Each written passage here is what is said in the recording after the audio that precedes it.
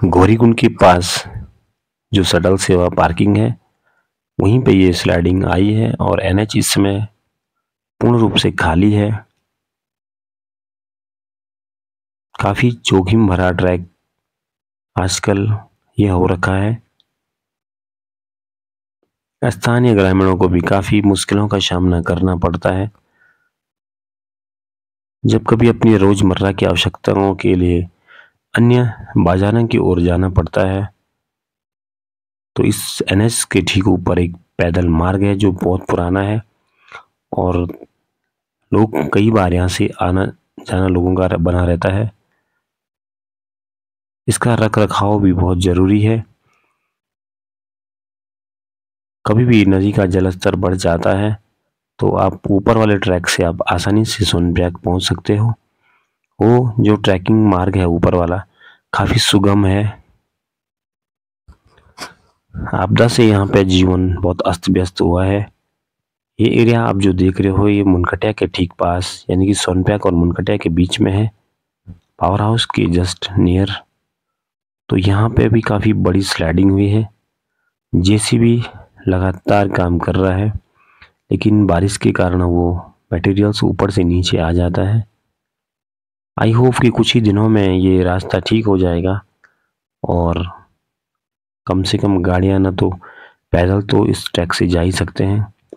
मंदाकिनी काफ़ी उफान पे है आजकल और अपने साथ काफ़ी सारा मटेरियल्स बहा के लिए जा रही है। गौरीकुंड में जो तप्त कुंड है डूबा है। 31 का जो फ्लड आया है पुनः इसका निर्माण भी होना चाहिए। 2013 में जो तप्त कुंड टूट गया था उसको गौरीगांव निवासियों द्वारा बनाया गया था। किसी भी सरकार ने ग्रामीणों के लिए 1 रुपये की भी सहायता नहीं की, जो काफी दुर्भाग्यपूर्ण है। एक और सरकार बड़े बड़े दावे करती है। 2013 के बाद जो सरकारें रही हैं उन्होंने गौरीकुंड में एक बहुत ही अच्छा कार्य किया है। नदी के पश्चिम ओर जो मार्केट है यहाँ पे नीचे चक डैम लगाए थे जिसने इस बार मार्केट को बचाया है। आप देख रहे हो ये सुनसान गलियां, यह है केदारनाथ राष्ट्रीय मार्ग यानी कि गौरीकुंड बाजार। यहीं से पैदल ट्रैकिंग शुरू होती है केदारनाथ धाम की। पास में ही है गौरीकुंड मार्केट और देखो लोग बाइक यहाँ तक लेके आए हैं ताकि उनकी बाइकें बची रहें। आजकल बड़ा डर सा बना हुआ है माहौल में। जब कभी आसमान में बिजली कड़कती है, जोरदार बारिश होती है तो डर सा बना रहता है कि न जाने कब क्या हो जाए। और आप देख रहे होंगे यहाँ आसपास कोई भी नहीं है, एकदम सुनसान सा लग रहा है। तप्त कुंड जो ये निर्माणाधीन था इससे भी ये मार्केट काफी बचा हुआ है, अन्यथा जो निचला मार्केट है नुकसान हो सकता था। लेकिन धन्य है कुंड भी था और कुंड से ही इसका जो निचला हिस्सा है बच गया था। पानी का उफान काफी तेज हमारे पूर्वज और हम लोग प्रत्यक्षदर्शी थे। नदी के पूरब साइड काफी स्लाइडिंग लगातार हो रही है। अभी जलस्तर थोड़ा कम है क्योंकि अभी जो है 2-3 दिन बाद जो है पानी का बहाव कुछ कम हुआ है। और ये आप देख रहे हो सामने की स्लाइडिंग।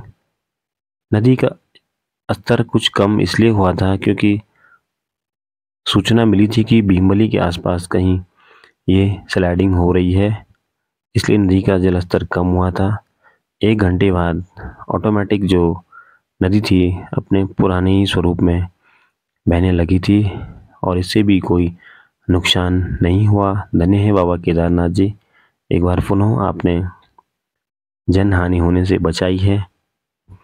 यहाँ पे इस तरह की लगातार ही घटनाएं होती रहती है बादल फटने की पहाड़ों में, तो इस पे गहन मंथन होना अति महत्वपूर्ण है कि आखिर ऐसा क्यों होता है पहाड़ों में। विगत कुछ समय से या कुछ सालों से कहें लगातार ये बादल फटने की जो घटनाएं होती हैं इससे सभी को काफ़ी क्षति होती है और काफ़ी दर्दनाक रहता है ये बादल फटने की जो घटनाएं होती हैं। गौरीकुंड मुख्य स्टैंड है और ये पहाड़ी जो है खिसक गई थी 31 की रात को, और इसके साथ साथ एक पेड़ भी नीचे गिरा है। यहाँ पे एक हेलीपैड था बचाव के लिए, लेकिन यहाँ पे इस बार इसमें घुड़साल का निर्माण किया गया है और साथ साथ ये बड़े बड़े गड्ढे हैं। जबकि 2013 में यहाँ से हजारों लोगों का रेस्क्यू किया गया, जिसमें तीर्थ यात्री और स्थानीय लोग भी शामिल थे। यहाँ पे खाद्यान्न, मेडिकल इत्यादि सभी सुविधाएं इसी हेलीपैड में हेलीकॉप्टर के माध्यम से पहुंचाई गई थी, और भारतीय सेना का भी इसमें मुख्य और महत्वपूर्ण योगदान रहा। गौरी गांव निवासियों द्वारा सेना की मदद कर दी गई थी और ये हेलीपैड तत्काल 2 दिनों के अंदर बनाया गया था। तब न तो यहाँ कोई मीडिया थी, न तो लाइट, न तो कोई नेटवर्किंग थी। कुछ ही लोगों के पास BSNL के फ़ोन थे, तो उसी पे ही हजारों हजारों लोगों के फ़ोन आ रहे थे।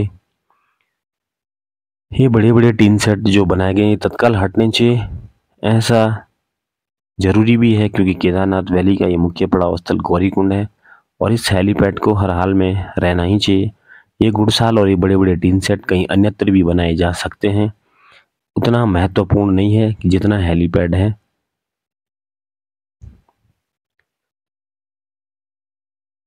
आखिर इसका जिम्मेदार कौन? वीडियो अच्छा लगे तो लाइक और शेयर ज़रूर करें। यदि इसी तरह से विकास कार्य को अलग तरीके से किया जाए तो उस पहाड़ों में पलायन निश्चित है। अभी यहाँ गौरी गांव के लोग हैं, कहाँ जाएंगे यदि अगर इस तरह की कोई अनहोनी हो जाती है, दोनों साइड से रास्ते बंद हैं, तो फिर उनका क्या होगा? एक विचारणीय प्रश्न है। हर हर महादेव।